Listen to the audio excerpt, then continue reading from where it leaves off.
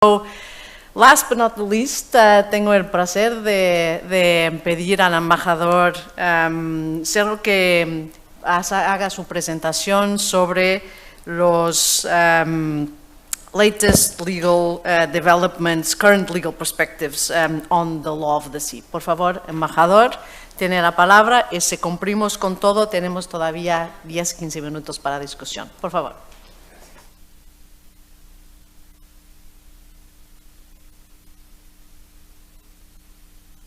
Buenos días,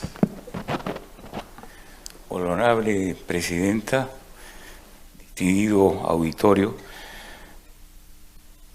Al haberse cumplido 70 años de creación de la Comisión Permanente del Pacífico Sur, podemos mostrar con orgullo la tarea cumplida por nuestro organismo internacional. Esta ha desarrollado una labor que cumple con los objetivos fundacionales para lograr mejores condiciones ambientales que repercutan en beneficio de la biomasa y de las poblaciones costeras. Creemos que este reto espera una respuesta clara y contundente de parte nuestra, pues si ayer fue la revolución industrial, hoy lo es la revolución por la supervivencia del océano y de la raza humana.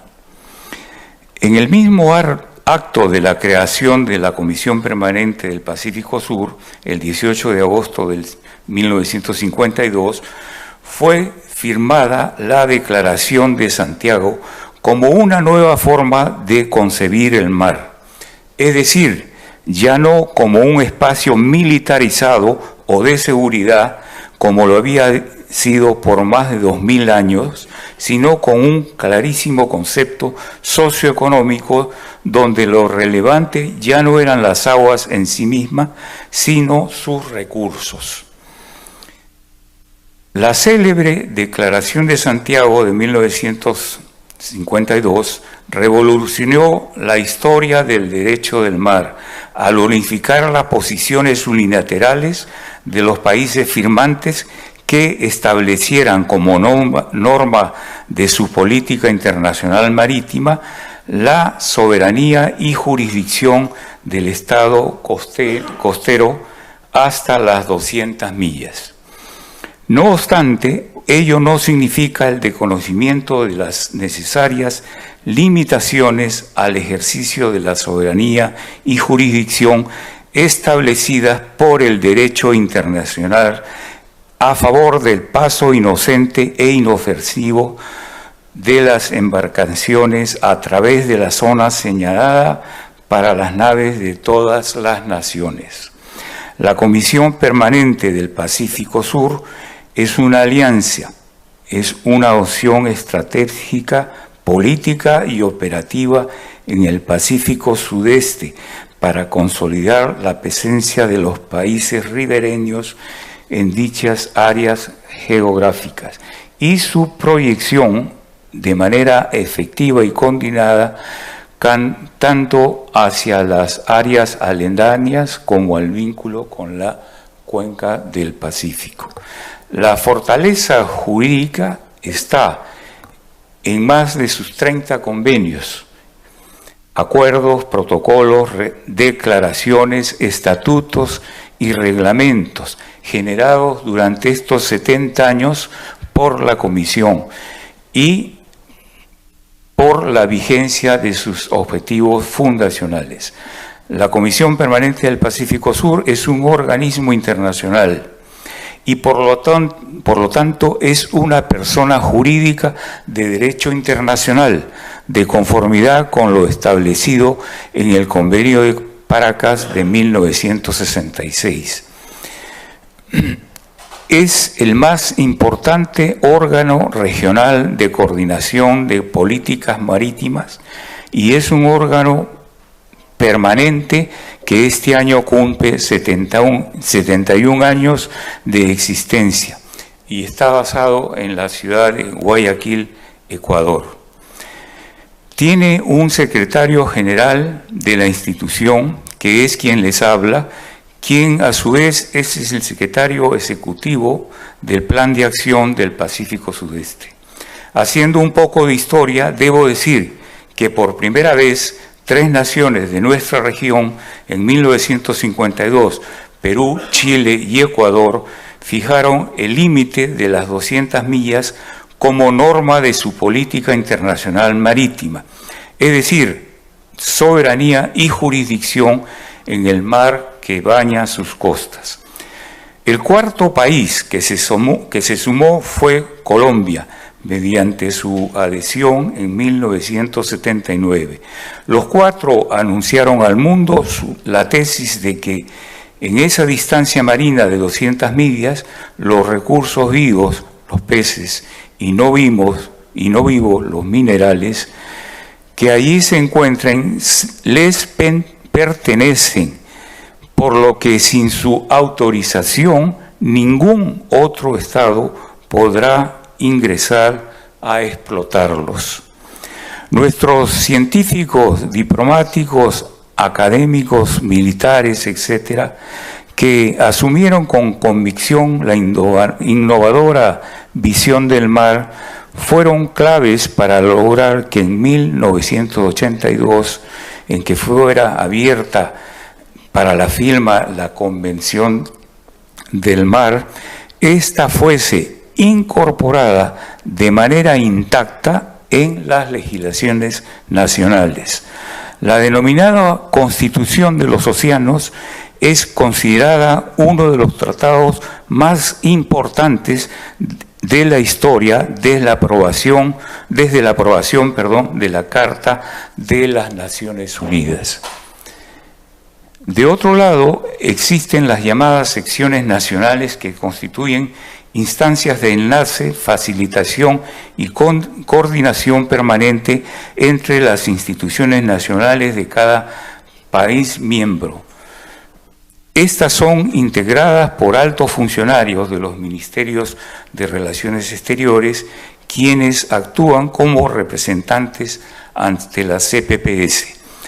El año pasado hemos celebrado los 70 años de la CPS. Esta nació para coordinar y fomentar las políticas marítimas de los Estados miembros para la conservación y uso responsable de los recursos naturales y su ambiente en beneficio del desarrollo integral y sustentable de sus pueblos.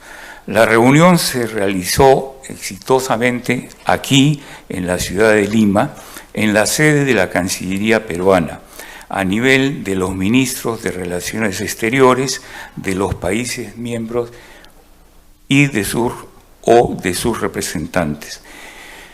Igualmente, el año que acaba de terminar, se cumplió el 40 aniversario de la Convención del Mar, abierta a la firma en diciembre de 1982, la cual es considerada como el instrumento idóneo para garantizar el normal y justo desarrollo de las actividades sobre los mares, sus lechos y subsuelos, para promover el uso pacífico, la protección, el estudio y preservación de su enorme riqueza.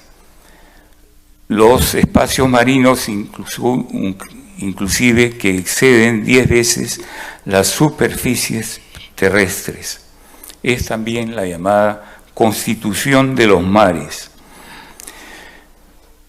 Debemos comenzar a saldar la deuda social que mantenemos con los hombres de mar, comenzando por concluir su formalización y tantas veces postergada, así como su incorporación al mercado, al crédito y a los demás derechos.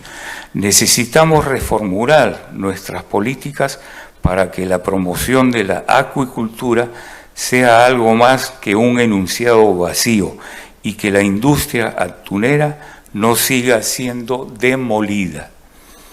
Actualmente el océano está bajo amenaza.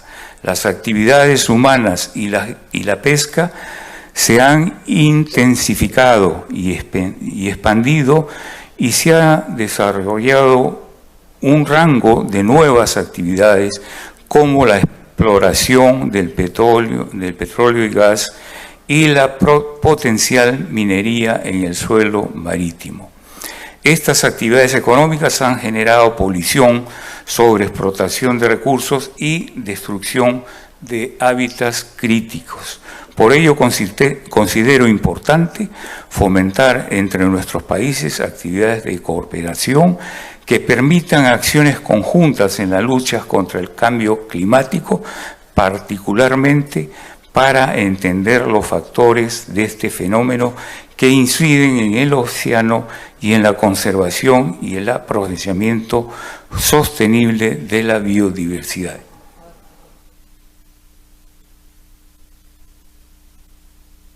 Pero todavía me faltan algunas partes, entonces no puedo concluir ahora. La discusión la haremos al final. Gracias. Actualmente, por ello, considero importante fomentar entre nuestros países actividades de cooperación.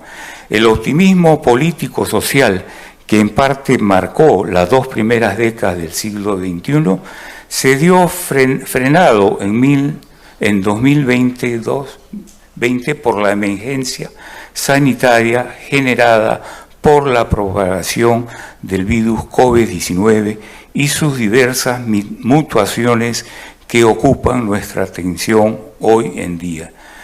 Esta crisis sanitaria tuvo un pronto y radical efecto global al encontrar a un mundo ampliamente interconectado con más de 7.000 millones de habitantes y con múltiples y muy activas rutas de transporte de bienes y de personas. Bueno, a mí me parece una descortesía lo que me acaban de pedir. Yo traía un discurso preparado de unas 8 páginas y realmente no puedo concluir porque se me ha pedido concluir prematuramente. Entonces, en virtud de ello, voy a concluir y en todo caso les agradezco a todos ustedes por la atención prestada. Muchas gracias.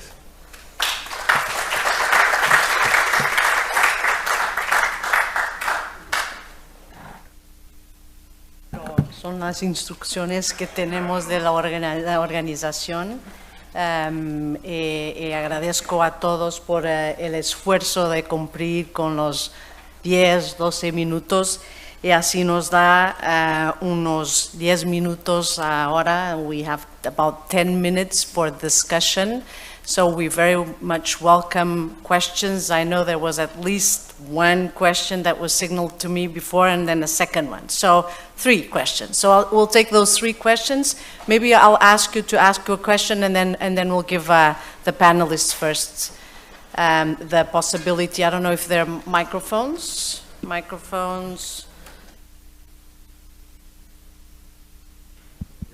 Thank you very much. So we have one first question, which I think it's coming on the right to a healthy environment, if I understood correctly.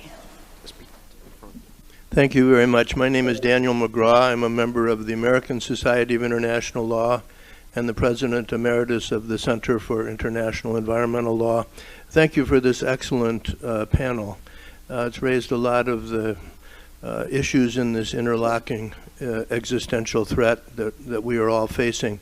What I'd like to ask about is a particular human right question, and that is, as you probably know, on July 28th this last year, the General Assembly recognized the human right to a healthy, clean, healthy, and sustainable environment. And the vote was 161 to 0 to 8. It was the most overwhelming approval of a human right in the history of the General Assembly. And there are two parts to my question, really. One is, what role do you think that can play in dealing with these different issues you've raised? And the second is, how can the international law societies help forward that and other claims that, as we've seen, a lot is happening right now.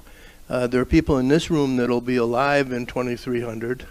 I mean, these are problems that are very much with us. We have to do something.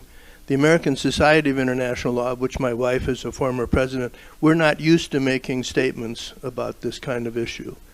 But I feel we need to, because the issue is just too important to humanity and to the planet. Thank you. Thank you so much. Shall we take your question and then we'll come back to the panel? Now we have Miguel, please, here in the first row. I actually have more a word of encouragement than exactly a question. And I'm not speaking as legal counsel of the United Nations, but former Secretary General of the Intergovernmental Conference for BBNJ. So, Professor Loureiro Jubas, not 9 problems, but 9 issues to solve. And what I've learned from this very complex negotiation is that when member states are ready to compromise, they do it. BBNJ was an extraordinarily complex treaty and not technical, highly political. The issue of sharing of benefits from genetic marine resources, it's a political issue. It's not a technical issue. And yes, it was 20 years of discussion, but really, since 2017, 2 years of COVID for interruption, and without the sense of environmental urgency and emergency that we have nowadays. And this is a big stimulation for member states to work seriously on these matters. Also, huge presence of civil society, and with a very important role in this process, High Seas Alliance and so on, youth. And I'm not saying this because it looks progressive and modern to invoke civil society. No, they had a role. They were in the room all the time. And that was a booster also. And let's be frank, some pressure on member states. Finally, Professor Jean-Marc Touvenin, excellent idea. It's not for the judges and lawyers to solve all these existential issues, but put the academic societies, the société savants, to some use. Not just the clubs of old friends who pet each other by articles that, frankly, nobody will read, but to put your science at the service of these important causes and contribute actively to the very complex legal issues that we have to deal with. Thank you. Thank you so much. So one last question. The lady just behind. Yes, please. Thank you. I'm going to speak in Spanish, so everybody can traduce, please. Siguiendo lo expuesto por las preguntas, que más que preguntas son excelentes sugerencias, gracias, embajador Sánchez Cerro, y felicitando, por supuesto, al embajador Oscar Maurtua por esta.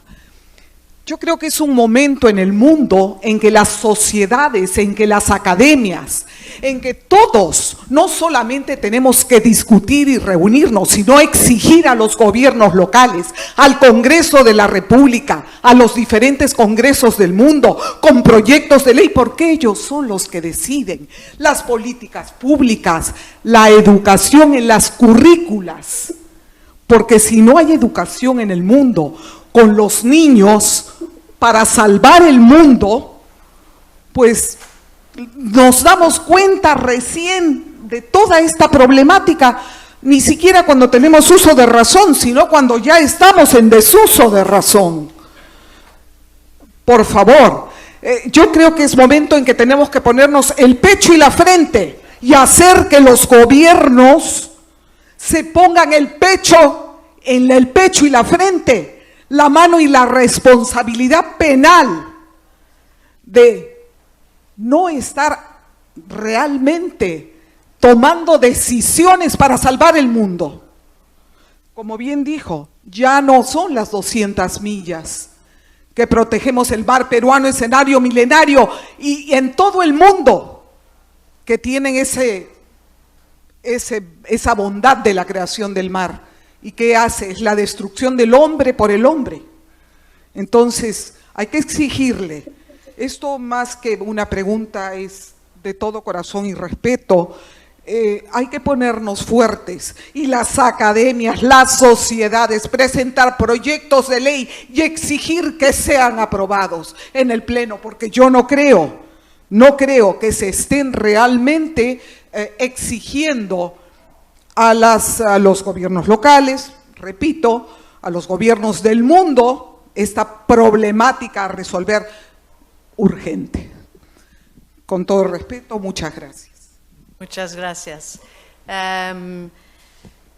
No sé si tenemos tiempo para porque pienso que, bueno, tenemos más comentarios que cuestiones. Pero le pedía que sea muy rápido. Sí. Muchas gracias. Voy a ser muy puntual, profesor Mansi, de la Asociación Argentina de Derecho Internacional. Como debo ser puntual, por supuesto, agradezco mucho a la profesora Gadonteles y a todos los oradores que nos han precedido. Sugiero que, por ejemplo, la parte que no pudo exponer el embajador Sánchez Cerro, que es muy interesante, tal vez esa parte se nos pueda facilitar por escrito en algún momento, porque tendríamos que poder beneficiarnos con ello, dado que sentó una serie de cuestiones que a veces se están dejando de lado. Y a propósito de todo ello, cuando se han adoptado nuevos tratados, por ejemplo, el que modifica la parte 12 de la Convención, a la parte 11 de la Convención del Mar, o el Acuerdo de Nueva York de 1995, donde se dice que se hace in the framework of the UNCLOS Convention. Cuando se dice eso, y inmediatamente existen artículos que son incompatibles con la Convención de Derecho del Mar. Entonces, ¿qué quiere decir in the framework and consistent with UNCLOS? Eso ocurrió en 1995, ocurrió en Roma en 2009, y con respecto a BBNJ, es importante tener en cuenta lo que dice el doctor Serpa Suárez. Ahí lo que subyace es la política, la geopolítica, motivada generalmente por países con fundaciones a través de las cuales desde el año 2004 venían participando e insistiendo algunas ONGs especialmente interesadas en o vinculadas a los intereses geopolíticos de algunas potencias. De allí, para terminar, volviendo un poco a la excelente exposición del profesor Le Tournant, me pregunto, hablamos de cumplimiento por los estados de derechos humanos, de los derechos humanos. ¿Cómo se hace cuando se olvida las responsabilidades históricas y al mismo tiempo las comunes y diferenciadas, los intereses de los países en desarrollo y sobre todo cuando se trata de países que no son partes en las convenciones internacionales sobre derechos humanos o sobre algunas de ellas, y se trata muchas veces de importantes países hegemónicos del hemisferio norte? Por eso es que mi pregunta va dirigida más que nada al profesor Le Tournant. ¿Cómo se actúa, así como ocurrió en Francia a partir de un municipio, cómo se actúa cuando hay grandes responsables y responsables históricos principalmente y que no son parte de las convenciones internacionales de derechos humanos o en alguna de ellas? Creo que he sido lo más breve posible y les agradezco también el tiempo conferido. Muchas gracias. Pregunto a la organización si tenemos unos minutitos para contestar. Sí, bueno, gracias. Entonces, I would ask whoever wants from the panel. I know Professor Oral had to log out because it was really getting quite late.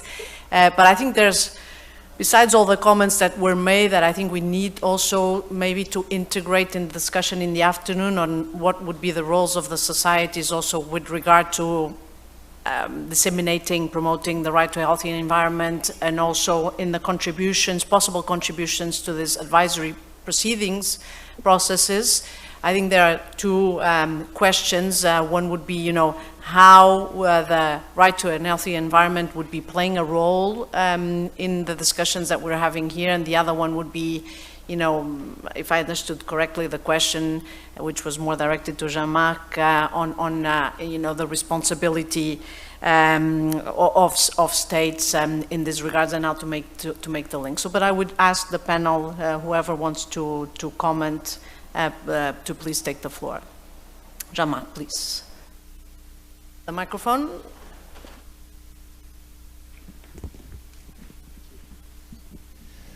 So I'm not sure I got all the questions right, but I have three small comments to make. One is regarding the right to a healthy environment as a human right. That's great, of course. That's great. It reminds me the story of the advisory opinion OC23/17 that you probably know, advisory opinion of the Inter-American Court of Human Rights on the relationship between human rights and the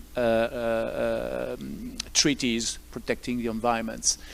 So when we prepared this request with my friend Ricardo Abello, because we were working on that, the issue was to try to link the problem with the convention itself and to avoid the San Salvador protocol, which is about which provides the right to a healthy environment.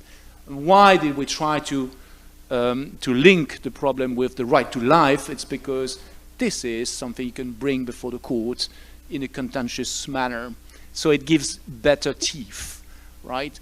So that's perhaps the issue when it comes to proclamations. Well, that's nice to hear.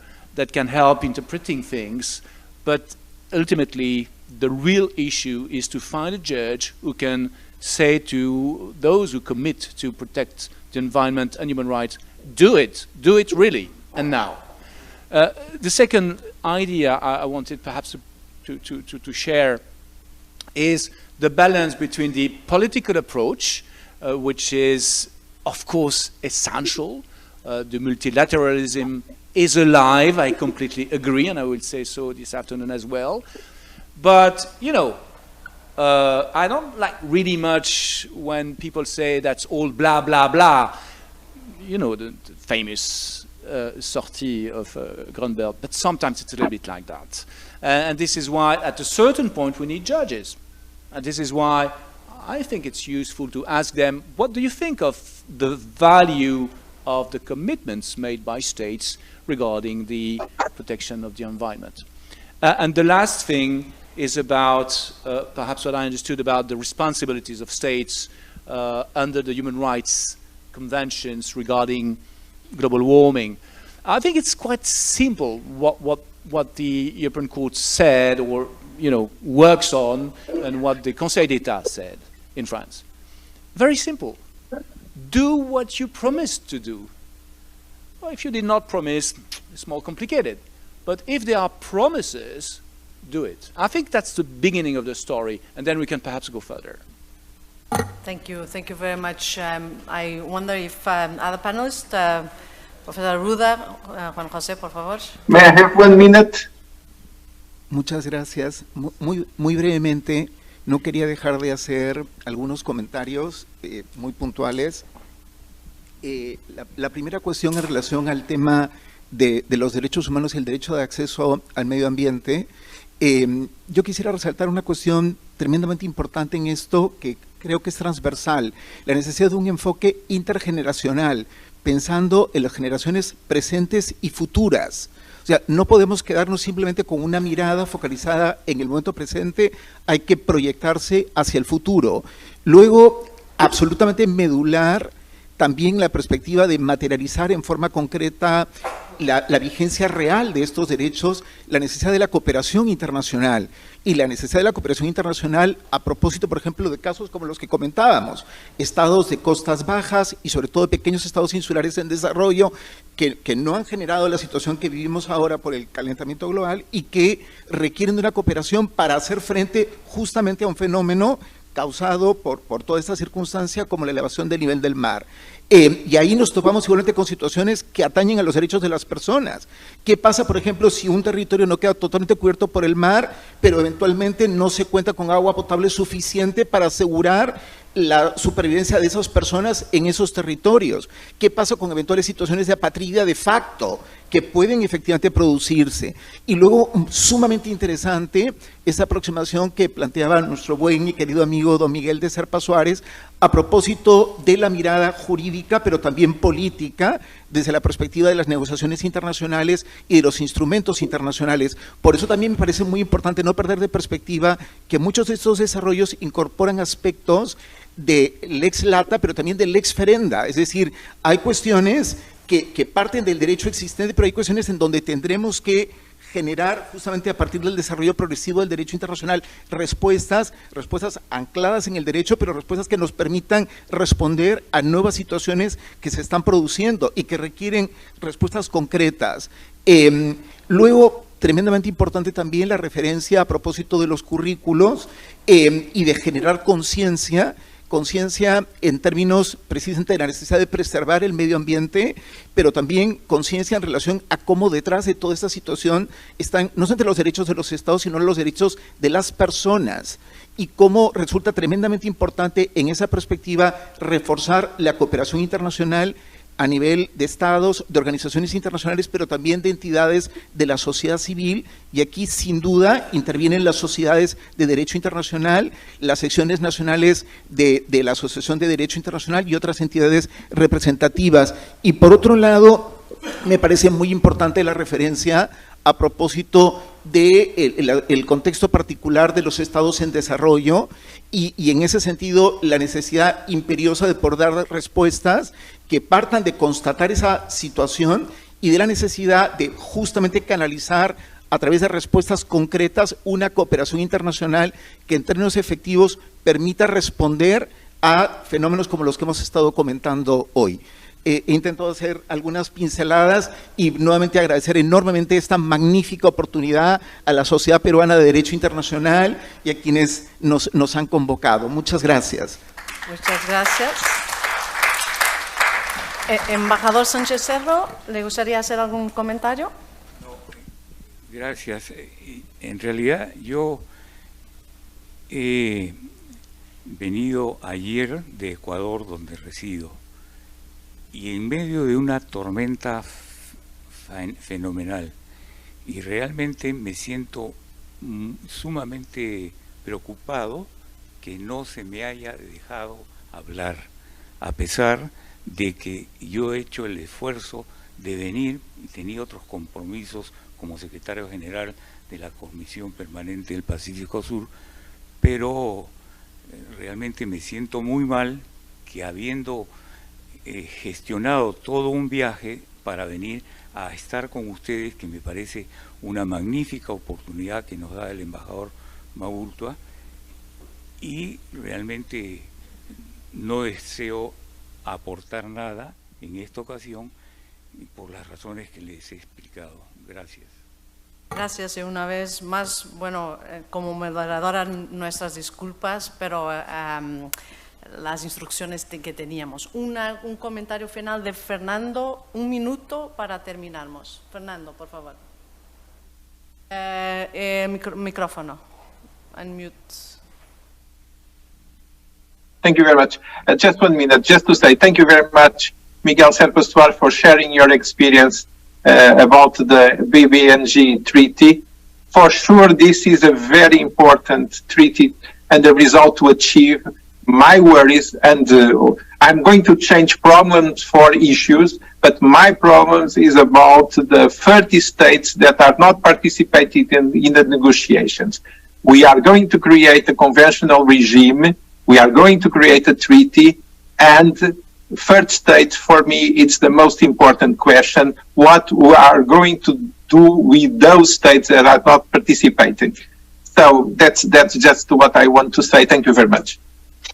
Well, thank you so much to all the panelists, also to all the questions. I know we didn't have time enough for all the presentations and also for all the questions because I saw other hands being raised, but that just shows that issues related to climate change and sustainable development are really at the core of our concerns today, and that's additional motivation also for the societies for international law to work on these issues and discuss them together. So help me in thanking the panelists on Zoom and here. Thank you very much.